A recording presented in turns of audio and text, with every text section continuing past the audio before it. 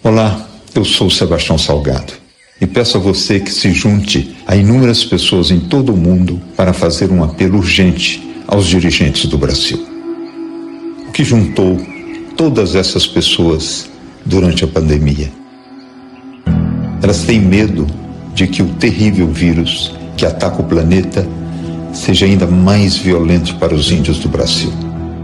Despreparados para enfrentar as doenças dos brancos, os indígenas brasileiros têm sido vítimas de epidemias há mais de 500 anos. Mas agora se junta a essa ameaça o relaxamento da vigilância do Estado, as invasões de garimpeiros, madeireiros e fazendeiros ilegais, os incêndios criminosos que aumentaram nas últimas semanas. O Brasil tem o maior número de grupos indígenas isolados em todo o planeta. E eles são ainda mais sensíveis à pandemia. Eles precisam do nosso apoio. Por isso, essas pessoas pedem ao presidente da República e aos líderes do Congresso e do Judiciário do Brasil que criem uma força-tarefa para retirar das terras indígenas os invasores ilegais e possa garantir aos seus habitantes originais a proteção de sua saúde. O Brasil tem uma dívida com seus primeiros habitantes. Esta é a hora de fazermos o que já deveria ter sido feito há muito tempo.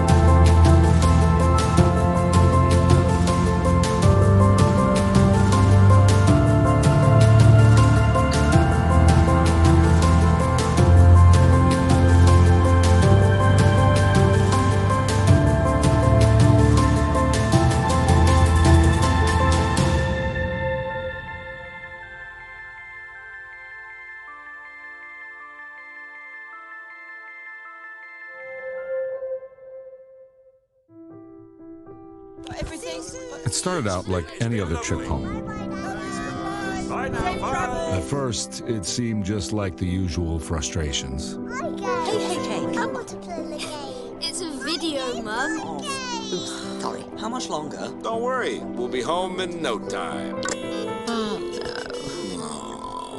Oh, that's enough. I spy with my little eye something beginning with... What? Well! So close. All right, that's it. I'm taking the scenic route. Oh, no, not a detour. You do know the way, don't you, lovely? But that's when things got a bit odd. It's probably just road works. Oh, And that was just the start. Oh, no, don't do that. Oh, Sorry, I can see. Ah, there's our house. So ready for home. Why is it so quiet? Huh. I didn't think the Joneses were away. Home safe. Thanks, love. Finally. Right then, you unpack. I'm going to get the kettle on for all of us. Okay, buddy. Let's get you inside. Dad, what's that noise? Guys, it's okay. It's okay.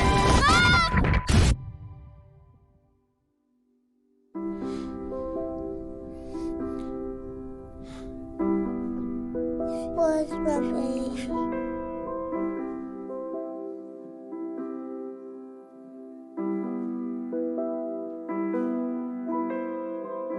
We can't change the past. But we can demand a better future. Protect the oceans. As férias na Terra Rasa nunca têm fim. Vem você também. Essa praia é um paraíso. Até as tartarugas adoram. Quero canudo. As crianças adoram brincar com toda essa sujeira. Eu gosto mesmo é de ver os golfinhos. Olha lá alguns. Na Terra Rasa, petróleo e plástico são os reis dos mares. Mas no nosso planeta, eles estão colocando a vida marinha em perigo. Oi. Tá pegando o áudio agora? Tem que repetir tudo, né, então. Falhas técnicas aqui começaram, mas tudo bem. Recomeçando, boa noite a todos. Me chamo Pedro Tavares, sou do Greenpeace Fortaleza, sou geógrafo pela Universidade Federal do Ceará, UFC. Estou aqui na noite de hoje, mais um encontro verde do Greenpeace. Hoje a gente vai falar sobre o quê? Sobre o aterro da Beira-Mar, o novo aterro. A gente vai comentar, explanar, contar uma história, realmente, que é uma história não muito legal da nossa cidade. Todos os processos da Beira-Mar, tudo que ocorreu durante o ano passado e um pouquinho antes, que ainda corre, a gente vai explanar para vocês, para a gente debater, trazer opiniões, perguntas, dúvidas. Eu acredito que a maioria aqui tem um interesse em saber como anda a luta socioambiental da nossa cidade. Esse espaço aqui é para isso, para a gente comentar, troca de informações. E eu não estou aqui sozinho, eu estou aqui com duas personalidades muito importantes aqui na luta socioambiental da nossa cidade. Liana Queiroz, do Instituto Verde Luz, bióloga, e o Evandro, também é ativista pelo Greenpeace Fortaleza e estudante de ciências ambientais pela UFC também. E eu vou passar a palavra para eles se apresentarem, certo? Liana, se apresenta primeiro, por favor. Boa noite pessoal, todo mundo que está assistindo. Estou muito honrada com esse convite do Greenpeace, que foi assim um super parceiro nessa luta contra o novo aterro da Beira-Mar, que está fazendo mais ou menos um ano, né, desde as primeiras manifestações, das primeiras mobilizações que fizemos. Tem mais ou menos um ano que a gente começou esse engajamento, essa luta, junto com o Greenpeace e outros parceiros. Então, fico muito honrada de estar aqui celebrando esse um ano de parceria nesse movimento. Vou me apresentar, sou bióloga, né? Faço parte do ativismo no Instituto Verde Luz, que é uma organização da sociedade civil aqui em Fortaleza, que luta pela reconexão do ser humano com a natureza através de proteção das unidades de conservação, através de educação ambiental, através do ativismo. A gente tenta fazer esse caminho de se reconectar com o meio ambiente para ter uma forma mais integrada de conviver. E aí, dentro do Verde Luz, eu faço parte do ativismo, que é esse movimento que tem a ver com as participações políticas do Verde Luz dentro dos cenários políticos da sociedade, dentro de conselho gestor, dentro de participações em grupos de trabalho. E também a gente faz esse ativismo direto de tentar acompanhar os ataques que são feitos ao meio ambiente, em especial, a nossa atuação é bem especial na zona costeira, em alguns territórios. A gente começou trabalhando no território de Serviluz e hoje a gente trabalha forte na Sabiaguaba, mas, de uma forma geral, a gente está acompanhando toda a movimentação que existe com relação ao meio ambiente da zona costeira e expandindo um pouco também isso para o Ceará, mas o nosso trabalho mais forte é em Fortaleza. A gente tem trabalhado bastante com o acompanhamento das tartarugas marinhas, fazendo monitoramento através do GETAL, o Grupo de Tartarugas Marinhas. A gente tem o GRU, que faz um trabalho super bacana de levantamento dos resíduos sólidos, fizeram um trabalho grande, super extenso, de levantar 1 ano de resíduos urbanos, e a gente tem feito pesquisa, educação ambiental, através do PIPA, que trabalha bastante nas escolas, nos territórios. Então, esse é um passeio sobre o Instituto Verde Luz que eu queria trazer, e mais uma vez agradecer.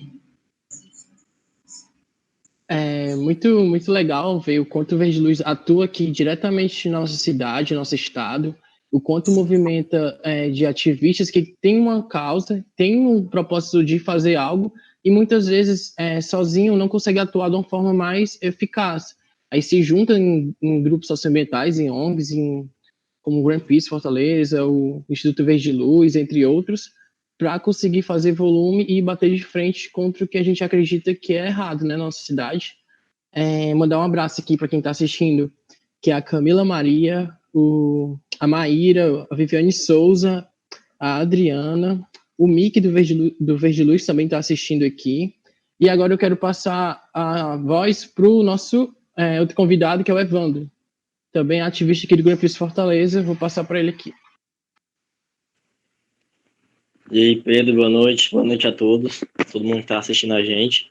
Bom, para mim é uma honra estar compondo esse espaço juntamente com meus companheiros aqui de campanha, com as pessoas que estavam à frente desse movimento que, assim, me deixa orgulhoso de ter participado dessa campanha. Toda vida que pessoas falam nela, eu me sinto realmente muito orgulhoso de estar nessa campanha, principalmente de estar compondo, de ser membro do Greenpeace Fortaleza, desde 2, 3 anos, ou seja, há muito tempo, mais tempo do que eu imaginava ficar junto com o grupo, e com o tempo foi sendo fisgado ainda por projetos ainda melhores. Então, as pessoas que eu encontrei no Greenpeace, no Verde Luz, nas parcerias com que a gente fez com outras organizações, foram parcerias muito saudáveis, são pessoas muito gentis, muito simpáticas, muito dispostas a mudar o cenário que está posto. Então, eu acredito que é assim que se faz um ativismo ambiental, com pessoas entusiasmadas, com gente que se organiza, com gente que sabe dialogar e que quer levar um futuro melhor para as próximas gerações, mantendo os recursos que a gente já tem, propondo alternativas, opções, certo? Então, é por isso que a gente compõe esse movimento, para chamar as pessoas que têm entusiasmo para dentro da luta. Eu peço até perdão por ter começado a falar do movimento antes de me apresentar, acabei esquecendo, mas vamos voltar ao início. Me chamo Evandro, sou estudante de Ciências Ambientais da UFC. Então, na Universidade Federal, tenho contato com várias pessoas também entusiastas do ativismo ambiental, e através dessas pessoas pude conhecer o Greenpeace e estar à frente dessa campanha juntamente com o Pedro, como coordenador da campanha, em parceria com a Liana e as pessoas responsáveis também pelo Instituto Verde Luz, todos os membros e as pessoas que quiseram se somar a essa luta com a gente. Então, é muito gratificante estar compondo esse espaço, no momento que a gente passa por dificuldades, que o mundo todo enfrenta essa pandemia, mas são tempos também de coragem, são tempos também de relembrar bons momentos e que a gente saia dessa quarentena com ainda mais força e vibração para estar passando maiores voos. É isso, Pedro. Muito bem falado, Evandro. Quando você ressalta que é tempo de coragem, tempo de luta, a gente se torna mais forte em espaços assim, onde a gente pode compartilhar informações, a gente pode ver que tem outras pessoas também interessadas na mesma pauta que a gente, está firme e forte na luta.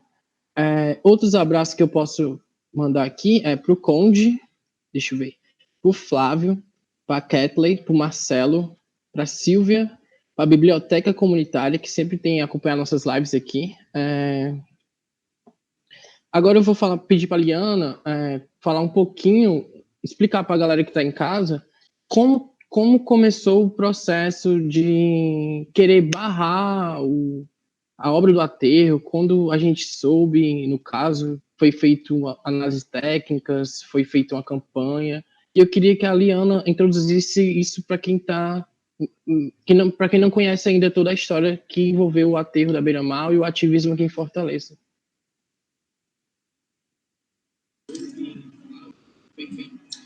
Oi, então, fazendo um retrospecto de como foi essa história, né, mais ou menos, como eu comentei, né, um ano atrás, um pouco mais de um ano, a prefeitura anunciou, né, o início das obras. Até então, essa obra estava sendo ameaçada a ser feita há muitos anos, estava sendo, né, meio que em banho-maria, e a gente nunca sabia se a obra ia acontecer, se não ia, então a gente foi pego um pouco de surpresa, porque eles já anunciaram o início das obras, e aí a gente teve que correr contra o tempo, porque a obra já estava licenciada e já ia começar nos próximos dias, né? Então, começou, assim, uma corrida para tentar analisar como é que foram feitos, como foi feito o licenciamento, como é que estavam os estudos ambientais, como é que estava toda a parte burocrática, toda a legalidade da obra, porque a gente já suspeitava que ia ter muitas irregularidades, que a prefeitura era muito provável ter aprovado, já que o licenciamento foi feito pela prefeitura e o interesse da obra era da prefeitura, a gente sabia que existia um conflito de interesse muito grande, então era muito provável que a prefeitura tivesse aprovado qualquer coisa, né, qualquer tipo de estudo. Então, a gente se debruçou no estudo de impacto ambiental, né, e aí foi uma surpresa tremenda. Eu esperava algo ruim, né, algo falho, mas, assim, eu me surpreendi negativamente. De longe, é um dos piores arrimas que eu já vi na vida, né, de tão falho. E aí a gente fez um trabalho, né, a gente reuniu alguns outros colaboradores que ajudaram a analisar o EIA-RIMA, para tentar pontuar isso e levar essa denúncia adiante. Juntamente o Mar do Ceará também, no começo, estava atuando bastante com isso, porque como eles mergulham muito na região dos corais, então eles traziam essa informação para a gente, que tem corais na região, que os corais iam ser soterrados, e aí isso nos mobilizou também para avaliar esses estudos, né, que tinham sido feitos, para ver se eles tinham realmente levantado todos esses dados. E aí, qual foi nossa surpresa? Que eles não tinham levantamento nenhum sobre as áreas de recife de coral. Todos os estudos, mesmo muito ruins, foram feitos só na parte emersa da praia, não teve nada feito na parte submersa. E pior ainda, não se falava nem da área de dragagem. Então, a área de dragagem foi totalmente desconsiderada no levantamento dos estudos ambientais. E aí, quando a gente analisou isso, a gente entrou com a representação, primeiro, no Ministério Público Federal, que eles já tinham um processo antigo referente ao impacto da obra poderia ocasionar em Caucaia. Então, eles juntaram essas duas denúncias, né? Apesar da nossa denúncia focar especificamente as áreas de Recife, os impactos sobre a biota, né, sobre os animais marinhos, né, tinha uma outra denúncia paralela, que não era nossa, né, sobre os efeitos lá em Caucaia, que a gente entende que a obra em si não ia realmente levar esse efeito para Caucaia, tem como, em outro momento, explicar isso, mas a gente focou a denúncia nisso, né, nos impactos sobre os recifes de corais na nossa região, sobre as espécies ameaçadas que abrigam nessa região. Aqui a Enseada, né, uma região bem abrigada, e ela serve de berçário para muitas espécies, então isso era muito preocupante. E aí a gente deu entrada nessa representação do Ministério Público, se deu uma série de reuniões, né, e aí a gente foi percebendo que ao longo das reuniões, né, foi tentado ter uma medida conciliativa, mas a gente percebeu que a gente não ia conseguir parar a obra, e que os ganhos iam ser mínimos, apesar de que a gente teve algumas poucas vitórias, né, porque a gente conseguiu que a prefeitura fizesse um monitoramento, apesar do monitoramento ser super falho também. Não teve as amostras antes, porque eles começaram a obra antes de fazer o levantamento dos dados prévios, e aí, então, isso prejudica todo o monitoramento futuro, mas ainda assim teve alguns poucos ganhos, por conta dessa nossa representação no Ministério Público. A gente trouxe visibilidade para a causa, né? Mas como a gente percebeu que a obra ia continuar, a gente resolveu também, paralelo a isso, entrar na justiça, né? A gente, junto com outras 2 ONGs, a gente entrou com ação civil pública na Justiça Federal contra a Prefeitura de Fortaleza e contra a CAF, que é uma financiadora, né, da América Latina, que estava financiando a obra, para tentar suspender esse repasse. A gente faz uma série de pedidos de indenização por danos ambientais, medidas compensatórias, como um observatório para o boto cinza, uma área de preservação para as tartarugas marinhas, que ficaram fora do monitoramento, né, diga-se de passagem. A gente tem entre 4 e 5 espécies de tartarugas marinhas, todas elas ameaçadas de extinção, e mesmo assim essas espécies ficaram fora do monitoramento. E aí a gente ainda está, né, esse processo está andando na justiça. A CAF, dando uma atualização, né, o juiz, ele pediu para ser feito uma espécie de perícia sobre os impactos. Então, o juiz acatou, de uma certa forma, a nossa denúncia, pedindo uma perícia, e um outro ganho foi que a CAF tinha pedido para ser retirada da causa, que ela disse que meio que dizendo que a culpa não era dela, né? Mas o juiz negou e disse que a CAF era responsável, sim, então ela deveria continuar na causa. Então, apesar de ser ganhos lentos, a gente celebra algumas pequenas conquistas, né? E mais do que isso, né, eu acho que a gente ganhou também importantes parcerias. Eu acho que dentro de, 4 ou 5 atos que fizemos, a gente estreitou muitos os laços, principalmente com o Greenpeace, né? A gente pôde se organizar melhor como ativistas, como cidadãos, né, como pessoas políticas que buscam formas de melhorar a cidade, formas de atuação. Então, esse ganho das relações interpessoais, eu acho que também é muito grande. Por fim, a obra foi feita, né, o aterro está aí, a gente pôde ver, né, aconteceu todo o desastre.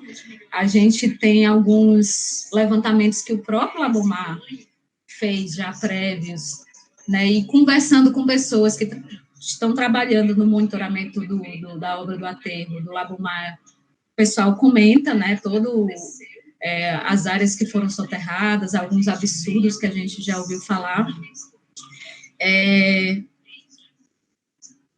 Teve outra problemática também, né, que a gente nem imaginava que aconteceu, mas depois que a obra foi avançando, eles juntaram que as galerias pluviais, né, que era para onde tem o escoamento de chuva, eles eram um pouco mais dispersos ao longo, né, dessa orla, desse 1,2 quilômetros. E aí eles concentraram essa galeria pluvial em apenas 3 saídas, né, enquanto tinham várias saídas, agora só tem 3. E isso concentra mais ainda nessas galerias pluviais, que na maioria das vezes tem esgotos clandestinos, né, isso concentra mais ainda esses esgotos, e traz uma pluma muito forte das chuvas que, contraditoriamente, estão carreando os sedimentos do aterro também, né? A parte aqui em frente ao boteco, ela já foi toda lavada, então o aterro que foi colocado lá, ele já regrediu totalmente para o que era antes do aterro. Então, se perdeu toda aquela areia, foi inútil, todo aquele dinheiro foi literalmente jogado fora.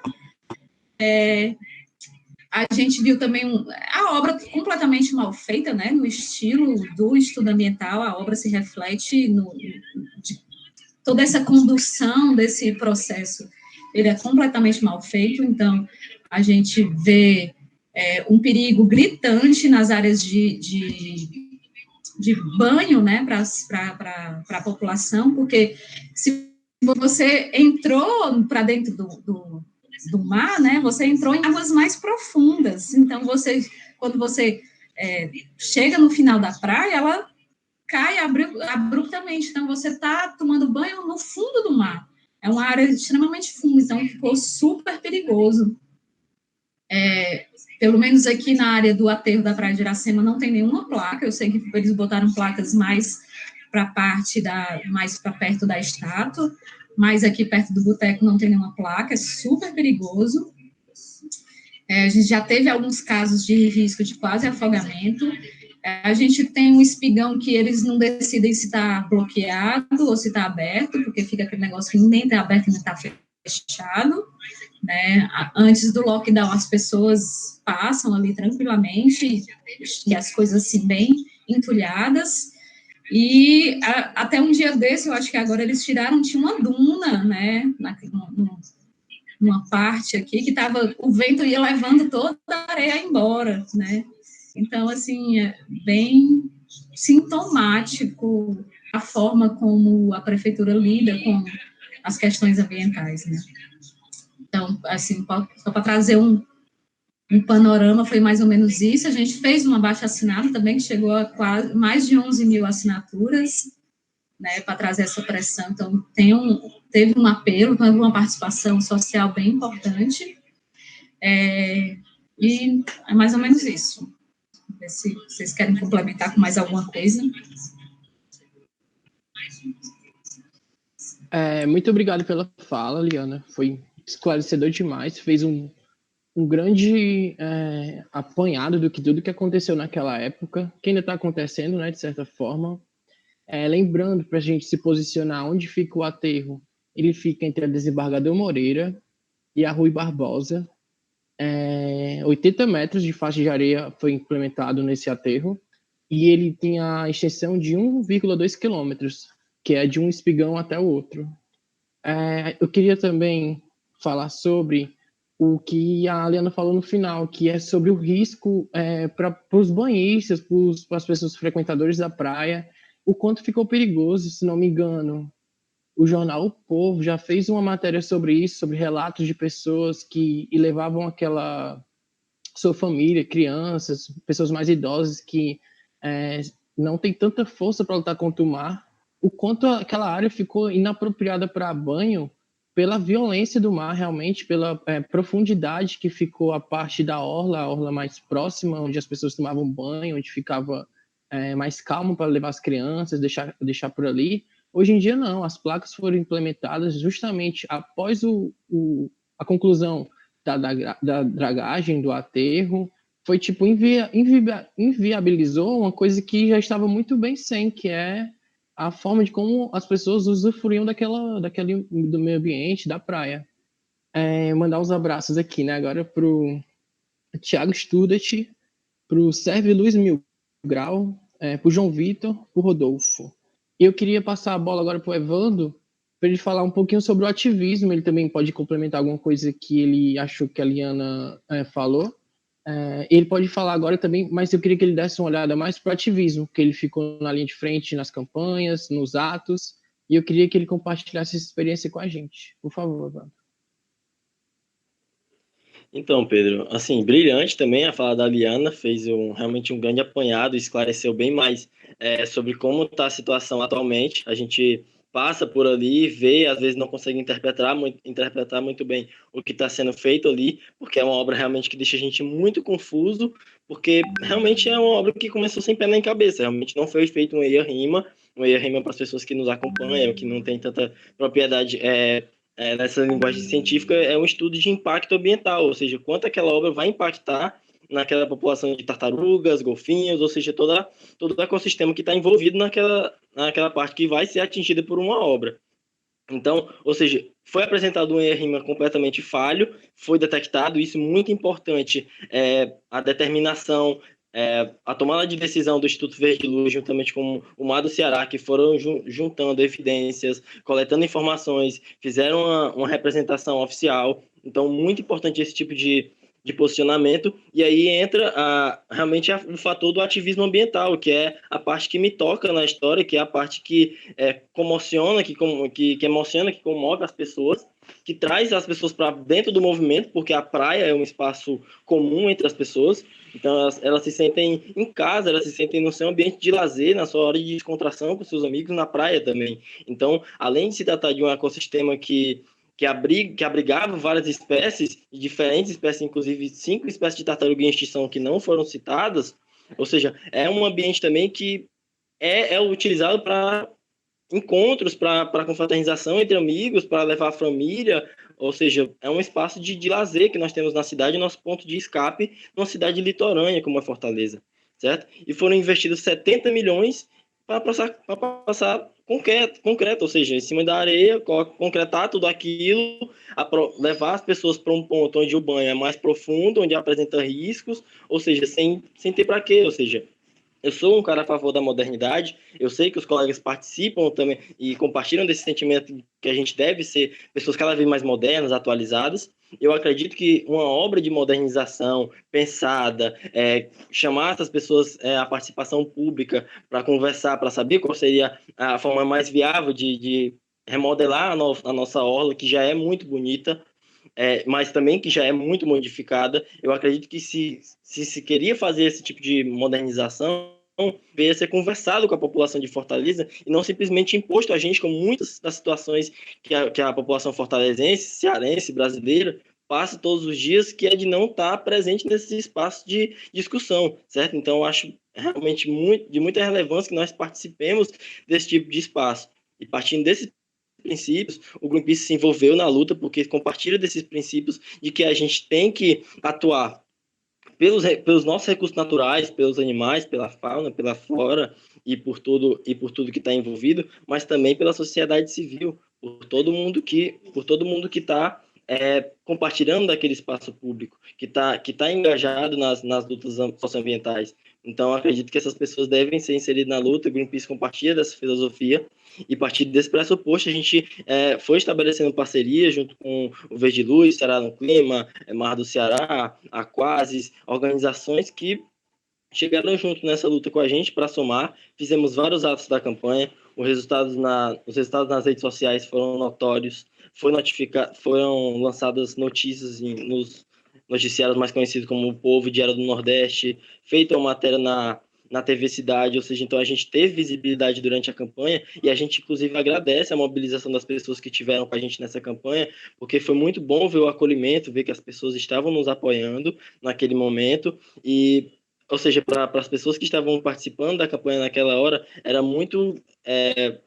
ou seja, nos dava muito conforto em estar naquela luta, sabendo que as pessoas nos apoiavam, que a gente estava vendo de fora e não podia participar por algum motivo, que estava distante, mas que apoiava aquela luta, que compartilhava os nossos conteúdos. Então, agradeço muito as pessoas que participaram também dessa forma, porque vocês ajudaram muito a dar visibilidade a uma coisa que estava totalmente errada, estava totalmente incompleta, e que a gente estava tentando mudar um pouco esse contexto. Então, era mais ou menos em cima disso que eu queria fazer a minha fala e agradecer a todos pela atenção, por todo o engajamento e espero contar com vocês, com o engajamento de vocês nas redes sociais do Greenpeace, do Verde Luz, cada vez se engajando mais, porque a gente está a fim de informar, de mobilizar, de trazer as pessoas para perto das situações que vem acontecendo, não só na nossa cidade, como no nosso país, e é isso que a gente almeja.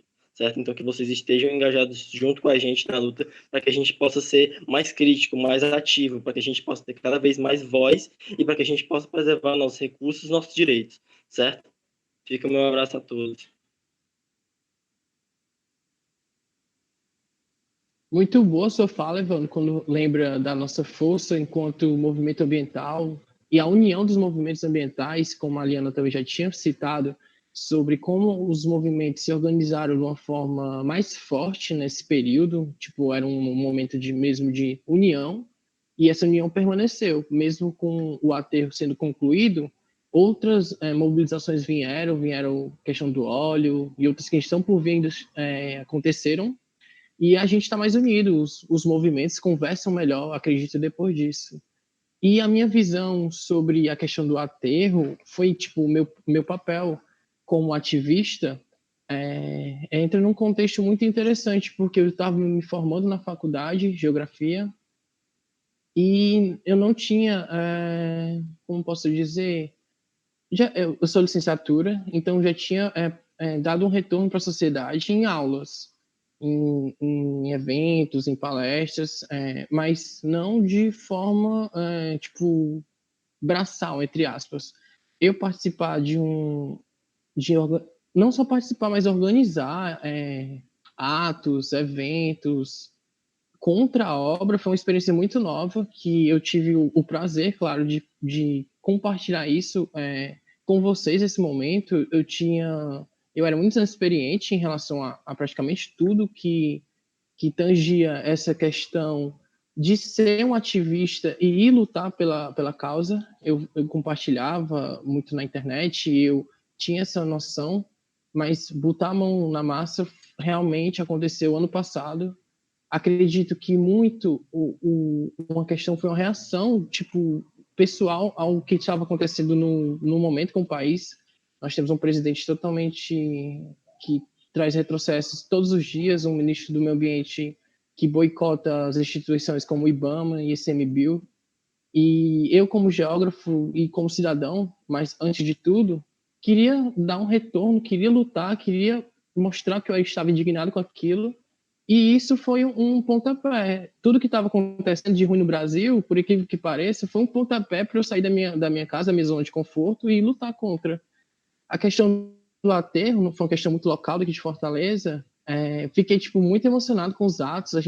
A Liana, com o Verde Luz, disponibilizava sempre uma faixa que era, tipo, para mim, era a cara do nosso movimento, que era o Aterrar Pra Quê, uma faixa que a gente estendia em todo canto possível, a gente levava para todo canto, simplesmente.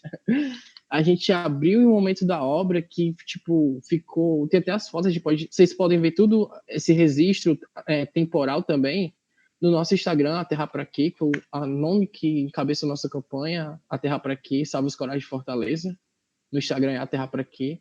E lá tem várias fotos que mostram, conseguiram eternizar, digo assim, aquele momento daquela luta. Só a gente levantando cartazes, falando no megafone, confrontando, questionando, de uma forma pacífica, mas sempre lá extinguindo o que a gente podia tirar de informação, de conscientização do povo, das pessoas sobre a obra, sobre os malefícios da obra. E essa questão, para mim, foi uma coisa que foi muito marcante. Foi o terceiro ato, que foi quando a gente fez um abraço no mar, ali do lado do espigão da obra. A gente também fez uma limpeza de praia. Foi muito simbólico, as pessoas estavam lá, viram, entenderam. E outro ponto importante que o Evandro lembrou, que eu já tinha até esquecido, foi quanto a mídia participou dando voz a gente. Claro que ela teve um trabalho bem parcial de escutar o lado da prefeitura, muitas vezes eu questionando muito o que a prefeitura estava falando, se era verdade ou não, mas o Evandro não lembrou, mas saiu até no Jornal Nacional, tipo, uma campanha, um movimento, um não para uma obra da prefeitura, saindo no maior jornal, da maior audiência do Brasil. Tipo, é uma coisa que a gente não pensa quando a gente inicia, a gente só pensa em, tipo, tá ali, conversando na mídia local, até uma mídia local que deu muita voz a gente, que sempre dá, é a agência Eco Nordeste, que são pessoas fantásticas à frente, que elas dão mesmo voz para nós, ativistas, sempre está lá cobrindo tudo que acontece aqui no Fortaleza, no Ceará e no Nordeste, claro. E eu queria agora abrir para perguntas, né, pessoal? A gente já falou um pouquinho, eu já falei demais, e eu queria agora liberar para as perguntas. Vocês podem escrever aqui que a gente vai responder na medida do possível. Certo? Pergunta para os três, já chegou aqui da Kathleen. Qual foi o maior desafio para vocês durante todo esse processo? Eu vou liberar primeiro para a Liana responder, e depois para o Evandro. Repetindo a pergunta da Kathleen, foi: qual foi o maior desafio para vocês durante todo esse processo de campanha contra o aterro? Pode falar, Liana, por favor. Bom, eu acho que o maior desafio foi, durante as diversas reuniões, acho que a gente teve 5 reuniões no Ministério Público, lidar com uma espécie de cinismo, sabe, assim, dos gestores, das pessoas responsáveis, né, você vê que tem, né, uma forma de tentar burlar a situação, de tentar contornar, de tentar, né, aos olhos vistos, assim, né, sem nem disfarçar. Então, é muito difícil emocionalmente ter que participar desses momentos, né, manter o equilíbrio, a serenidade, porque a vontade que dá é de explodir mesmo, assim, de sentir toda a injustiça por trás daquilo tudo, e aí lidar com essa situação, estar à frente disso, desse diálogo com esse é um embate de frente, né? Eu acho que foi a parte mais difícil, mais desafiadora, porque todo o resto a gente estava muito embasado, né? A gente tinha vários dados, vários indícios do impacto, vários pesquisadores corroborando várias pesquisas, então a gente sentia essa base de sustentação bem firme, então dava uma segurança muito grande no que a gente estava falando, né? E aí, saber disso, a perícia do Ministério Público confirmar todos os pontos que a gente levantou, dizendo que realmente aquele ERM era imprestável, ele tinha sido feito apenas de forma protocolar, e aí isso reforça que a gente estava indo no caminho certo. E aí, mesmo a perícia do Ministério Público levantando isso, né, as pessoas tentando dissimular e tentando reverter essa situação para o lado deles, e o momento, e aí o segundo momento, assim, esse foi um momento bem, bem difícil, esse processo, né, mas, assim, um momento chocante foi quando eu acordei, aqui de frente da minha casa dá para ver a obra, e eles começaram exatamente no ponto aqui do boteco, que é onde eu consigo ver, e aí eu acordei com um cano jogando areia, né, então aquilo ali foi, assim, mortífero, eu passei o dia mal, né, bem angustiada, porque isso abala a gente emocionalmente, então a gente precisa ter um preparo emocional muito grande para lidar com essas questões, então foram esses dois os momentos mais desafiadores.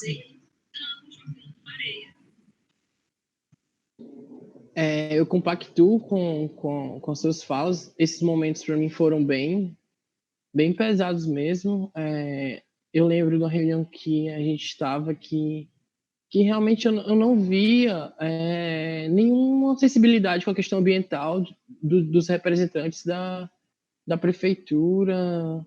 Eles faziam um pouco caso com a obra, teve falas que falavam, que ele dizia que era a gente colocando apenas areia em cima de areia, que isso era uma coisa, tipo, meio que a gente estava lutando por nada, sendo que, no fundo, eu entendia, para, tipo, me livrar daquele sentimento mesmo de revolta, entendia como se ele falasse aquilo ali, mas sem acreditar, só para, tipo, dar uma satisfação, porque ele tem que fazer a obra de qualquer jeito, tipo, isso. Mas realmente é uma coisa bem que deixa a gente meio que sentimento de impotência quando a gente vê que a obra foi concluída, ver aquela... Foi uma obra, mais que foi uma obra muito feia, né? Aqueles canos horríveis poluindo visualmente a praia, a gente sabia que estava tendo uma devastação da vida marinha ali onde estava sendo dragado, que é onde estava sendo retirada da areia para ser colocado mais na frente. Realmente, visualmente, eu tenho muitas memórias do quanto eu achava aquilo repulsivo e o quanto também a prefeitura, tipo, queria empurrar de qualquer jeito, não teve aquela, tipo, fiz um estudo de impacto ambiental ruim, ok, vocês falaram os pontos que tem que ser melhorados. Eles tinham essa oportunidade de melhorar, então a gente vê que não era, tipo, só fizeram ruim porque o estudo que eles contrataram não foi tão bom, ou não foi nada bom.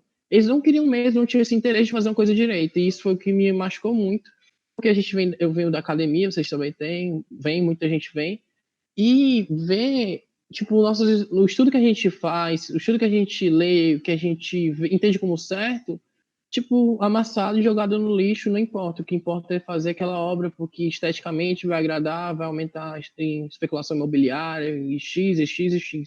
Isso é uma coisa que me impactou muito. A gente vê o quanto, de certa forma, a gente está preso num sistema e pouco a gente pode fazer se não se unir de forma muito agressiva. Às vezes, não com violência, mas com recursos, com com campanhas, com atos. Eu vou passar agora a fala para o Evandro, mas antes eu quero mandar abraços para Maria Vitória Ricarte, para Juliana Tavares e para a artista Liz Vedra.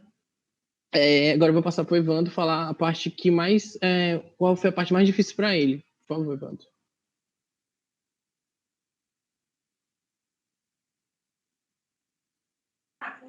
Então, Pedro, assim, a campanha Aterrar para Quê foi uma campanha muito desafiante para todo mundo que estava participando, né? Todo mundo que esteve engajado na campanha sabe do desafio que era a gente reverter uma obra que já estava, ou seja, a cada dia que se passava, a gente tinha menos tempo, porque a obra já estava avançando quando a gente começou realmente a mobilizar as pessoas, a chamar a opinião pública para perto do assunto, a apresentar a pauta. Então, acho que, assim, ou seja, a gente tem pontos de vista diferentes e iguais ao mesmo tempo, porque cada um compôs a sua praça, ficou na sua função dentro do que a gente tinha combinado para se organizar, para que a gente pudesse se articular melhor para tentar reverter o quadro que estava posto. E, assim, dentro da minha realidade, o que foi mais difícil foi mobilizar as pessoas, foi informar, foi trazer as pessoas para perto do assunto, porque eu sentia que a opinião pública tinha muito peso, ou seja, por ser uma obra pública, tinha muito peso essa opinião para a gente. Então, chamar as pessoas, porque muita gente compactuava dos mesmos pensamentos que nós, que a praia é pública, que a praia pode ser modernizada, mas diante de um projeto que seja bem estruturado, conversado com a população, que a gente possa interferir de alguma forma, porque já foi bastante modificada dentro das fotos que a gente tinha de Fortaleza em 1970, 1965, que as pessoas podem encontrar no Google, Instagram. A nossa aula já foi, ou seja, muito modificada de lá para cá. E ainda mais, ou seja, com a obra dessa. Então, já que a gente não pode voltar no passado e refazer o que foi feito, a gente podia pelo menos tentar interferir, chamando as pessoas para perto da pauta, para que as pessoas pudessem formar uma massa contra aquela obra que estava totalmente irregular, ou seja, sem muito estudo, sem muito nada, sem muito interesse pela vida, entendeu? Então, ou seja, isso foi o mais absurdo, foi impactante para mim também, uma obra bastante feia, como você ressaltou, vários canos, desagradável aos olhos, os turistas, várias pessoas reclamaram, inclusive, dessa obra, ou seja, uma obra que ainda não foi concluída, então ela só não vem impactando ainda mais para o turismo, porque o turista sai daqui com a visão ruim da orla que ele acaba de ver, né? Então, com aqueles canos na praia, ele sai com uma visão ruim, porque ele veio visitar Fortaleza e ele só viu aqueles canos. Então, muita gente reclamou isso. Eu acompanhei também a movimentação do trade turístico durante o tempo de duração da obra. Então, foi uma reclamação também dentro dos próprios interessados. Então, o ponto de relevância é esse. O importante é que as pessoas estavam buscando um canal e nós fomos o canal para muita gente que queria se manifestar contra aquele movimento, porque inclusive pessoas que seriam as interessadas na obra também estavam sofrendo alguns impactos da própria obra, certo? Então, ou seja, o desafio foi realmente mobilizar, foi trazer as pessoas, foi mostrar que a pauta era importante, que é importante que a manutenção dos corais, a manutenção da praia como estava, e rever o projeto, ou ver uma medida mais amigável. A gente tentou essa conciliação no início, como foi dito pela Liana, mas simplesmente as pessoas têm desprezo pela vida, não só das pessoas, como também da biota. Então, ficou difícil o diálogo e foi uma campanha realmente muito desafiante para a gente. Muito obrigado pela fala, Wando. Abraços que eu não poderia deixar de enviar são para pessoas que foram muito importantes durante a campanha, que me ajudaram muito em dicas, em como me portar, e também lutaram muito no ativismo mesmo, que foi o professor João Alfredo e a Luana do Banana Terra, a Bia também do Instituto Verde Luz, Kali do Instituto Verde Luz, foram pessoas muito ativas, todos os encontros estavam lá no debate, agregando, fazendo, dando força para a gente, e também estavam participando, não para a gente, mas ela fazia parte, eles faziam parte. Deixa eu ver, tem uma pergunta aqui do Marcelo: como se filiar ao grupo? A Liana pode falar um pouquinho depois como se filiar no Verde Luz, que eu vou falar um pouquinho como se filia no Greenpeace Fortaleza. No Greenpeace Fortaleza, existe um processo seletivo, Marcelo, que ele vai até o dia 15. As inscrições estão abertas até sexta-feira, agora dia 15, e o link está na descrição do nosso Instagram, Grupos Fortaleza. E é isso, tipo, lá vai ter você vai no nosso Instagram, do Grupos Fortaleza, na bio vai ter o link, e você pode se inscrever até sexta-feira agora, dia 15. Corre que já tá acabando o prazo. E a Liana, por favor, Liana, fala de como se inscreve no Instituto Verde Luz. Então, um pouco antes da gente entrar em quarentena, a gente iniciou o processo seletivo do Instituto Verde Luz, que é uma vez no ano, e aí a gente tinha acabado de abrir o edital quando entramos na quarentena. O edital está aberto, mas o processo seletivo, a princípio, está suspenso, né? Você pode se inscrever para as vagas que a gente disponibilizou, tem vagas em diversos setores do Verde Luz, e aí a gente está em processo de decisão de se a gente vai fazer esse recrutamento de forma virtual, ou se a gente vai deixar pausado, ou se a gente vai recrutar e depois treinar o pessoal. Então, a gente ainda está nesse processo decisório de como vai proceder, mas o edital está aberto, dá para entrar também no perfil do Instagram do Instituto Verde Luz, dá para procurar lá o edital. Mais uma pergunta que chegou. A Aline e a Biblioteca Comunitária perguntam: tem alguma previsão do impacto em outras praias, como a do Icaraí? Eu acho que ela está perguntando se a obra do aterro vai chegar no Icaraí em algum momento, se tem esse impacto, se existe algum impacto causado pela obra. E eu queria que a Liana respondesse, que é uma questão que chega, tipo, muito debatida em Fortaleza. A gente tem, o cidadão fortalezense tem uma preocupação com a Praia do Icaraí, porque viu o avanço do mar realmente tomar conta daquela orla, e é um negócio muito acelerado, tipo, não foi uma coisa em décadas, não, mas é uma coisa, tipo, muito forte, muito visível, e isso assusta muito todos os moradores. Eu queria que a Liana falasse um pouquinho sobre isso. Então, essa é uma preocupação super pertinente, né? No início, quando eles divulgaram a obra, a gente também se preocupou com isso, mas, por outro lado, a gente também já imaginava, né, pela dinâmica costeira, que esse impacto não ia chegar no Icaraí por conta de que, basicamente, não tem mais areia passando, né, para a orla para chegar lá. Existe um déficit de sedimentos, né, porque eles já estão sendo barrados ao longo de todos esses espigões que estão na orla de Fortaleza. O aterro, a justificativa do aterro é justamente a erosão aqui na praia de Iracema, na praia da Beira-Mar. Então, existe esse déficit de sedimento aqui.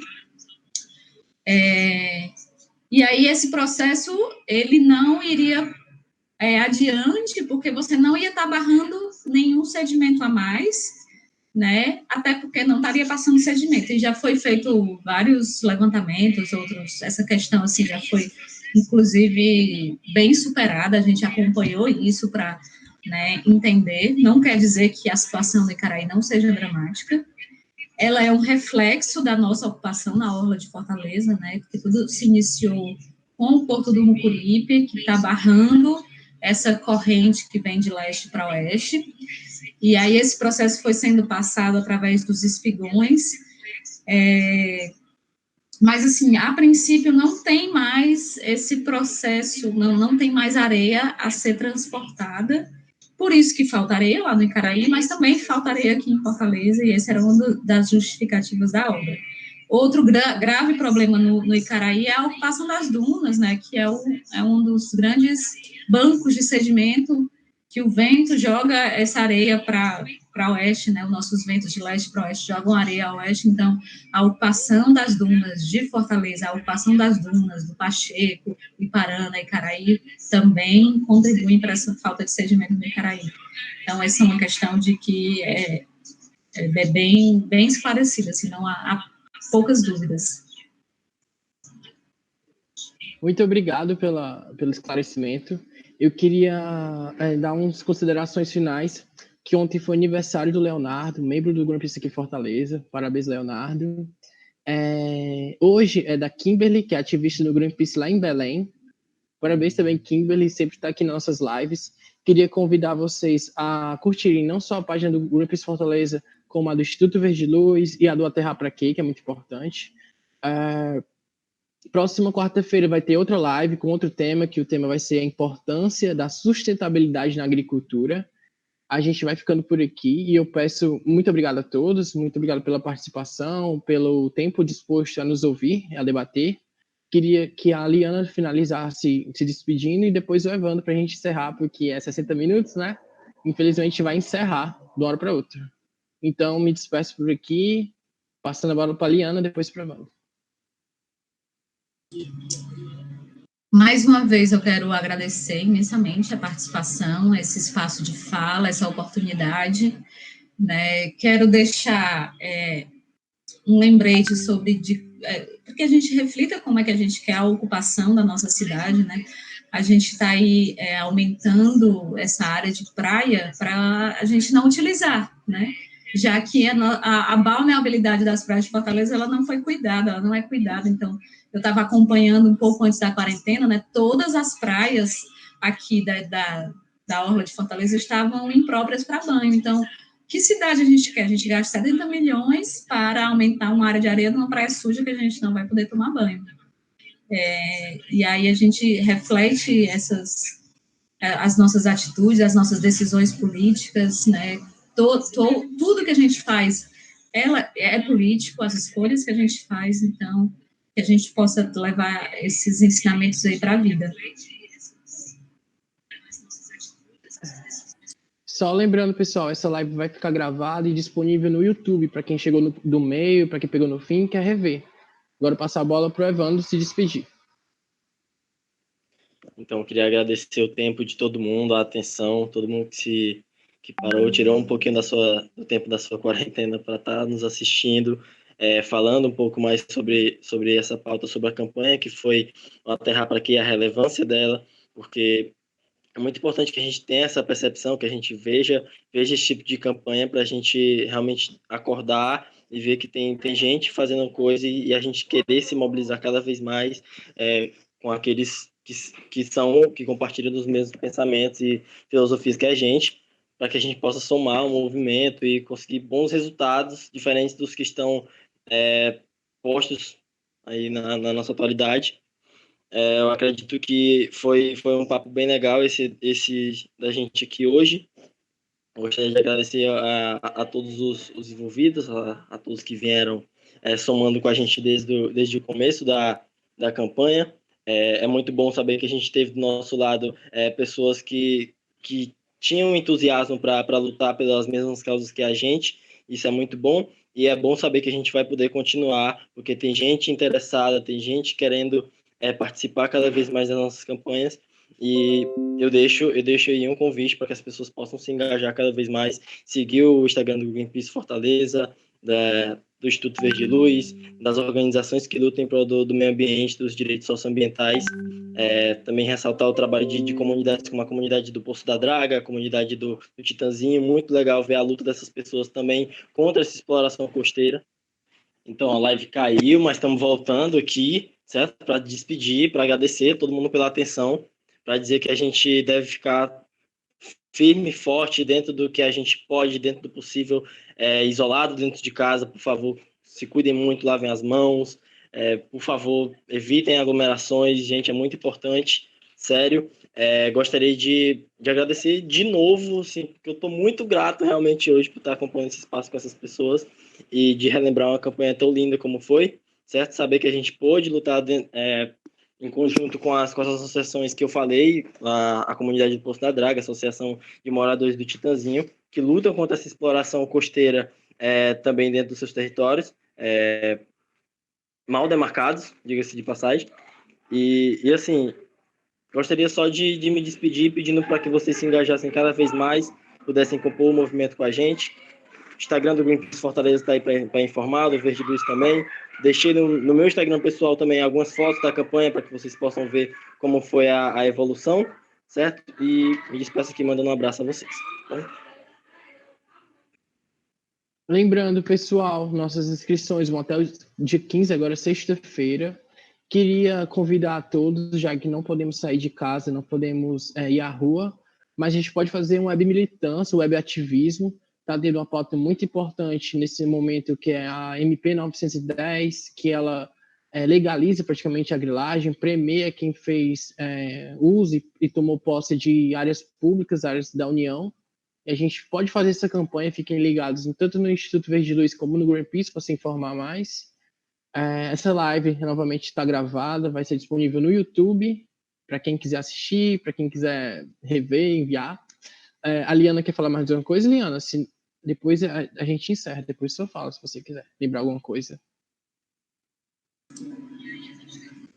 Não, eu vou aproveitar e pedir para também o pessoal, quem quiser curtir a página do Verde Luz, se inscrever, pode se inscrever nos dois, quem tiver com sede de ativismo, pode se engajar no Greenpeace, se engajar no Verde Luz, não tem problema. É muito saudável, inclusive. E realmente fiquem em casa, por favor, né? Sejam solidários às pessoas que não podem ficar em casa. Vamos cada vez mais trabalhar essa alteridade, esse olhar com o outro, né, para a gente consiga construir uma sociedade mais justa, mais igualitária, com menos injustiça ambiental. Obrigada. Mais uma vez, obrigado. Nossos oceanos estão sofrendo desastres antinaturais. É um desastre porque nosso lixo plástico é confundido com alimento por animais marinhos. O plástico bloqueia seus estômagos e eles morrem de fome lentamente.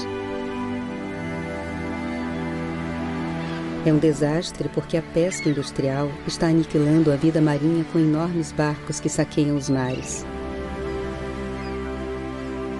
É um desastre porque, com o derretimento do gelo polar, grandes empresas de petróleo estão em uma corrida acelerada para explorar novas áreas. Os vazamentos de óleo são uma nova e terrível ameaça de catástrofes ambientais. Mas você tem o poder de lutar contra esses desastres. Seja doador do Greenpeace. São apenas R$40 por mês, pouco mais de R$1 por dia. Acesse agora salveosoceanos.org.br. Governos de países das Nações Unidas estão elaborando um novo tratado global dos oceanos. Nossa proposta é criar uma rede de santuários marinhos para proteger 30% dos oceanos. Juntos, nós precisamos fazer pressão para garantir que toda a vida marinha seja protegida.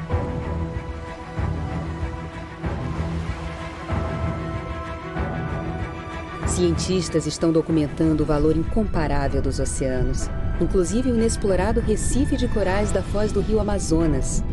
E você pode ajudar a proteger os mares. Seja doador do Greenpeace. Acesse agora salveosoceanos.org.br. Doe R$40 por mês. Juntos, nós podemos evitar os desastres antinaturais e proteger os nossos oceanos.